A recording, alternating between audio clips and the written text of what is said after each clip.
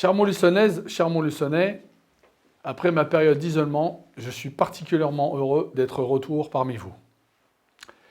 Dès le premier jour de confinement, j'ai adressé, comme vous le savez, un courrier au Premier ministre et au ministre de l'Économie pour leur demander de rétablir l'équilibre de traitement entre les commerçants spécialisés et les commerçants généralistes pour la vente des produits dits non essentiels. Le gouvernement a pris conscience de cela et a modifié la réglementation en cours depuis déjà maintenant près de 2 semaines. Le principal objectif du confinement est de stopper et voire même de faire reculer le développement de la pandémie. Une très large majorité de pays européens ont eux-mêmes adopté et instauré une période d'isolement stricte. Quoi qu'il en soit, pour que l'économie fonctionne, il faut des collaborateurs, des acteurs et des clients en bonne santé et qui aient confiance dans leur environnement. Il est donc absolument essentiel et urgent d'endiguer la pandémie qui sévit dans notre pays. Cela dit, et malgré le confinement, ne faisons pas le jeu des GAFA, Google, Apple et autres Facebook, ou des grandes sociétés de commerce sur Internet. Nous pouvons participer tous au sauvetage de nos commerçants en attendant décembre pour acheter nos cadeaux de Noël dans les boutiques montluçonnaises. Nous sommes tous, et c'est bien ça le plus important, responsables de chacune de nos actions et nous pouvons tous agir. Depuis le début du confinement, et même avant, nous avons travaillé pour trouver des outils et des solutions pour aider nos commerces locaux et nos commerçants, avec notamment le pays de la vallée de Montluçon et du Cher et la région. Ces outils sont maintenant en fonction ou seront déployés dès l'ouverture des magasins. La région, par exemple, met en œuvre plusieurs aides.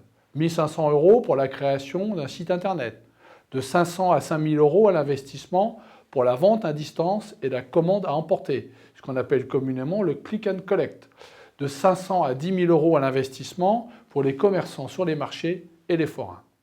Le PETR, le pays de Montluçon et de la vallée du Cher, et Montluçon Communauté, avec l'appui financier de la région, et surtout, et c'est le plus important, à la demande des commerçants et en concertation avec l'ensemble des intervenants, ont relancé le site internet dit Marketplace Acheter à Montluçon. Ainsi, vous pouvez tous acheter chez votre commerçant local via Internet et en toute sécurité sanitaire et financière. Montluçon Communauté va lancer début décembre et en fonction de l'ouverture des magasins, une cagnotte de 50 000 € en 2 opérations, 40 et 10 000.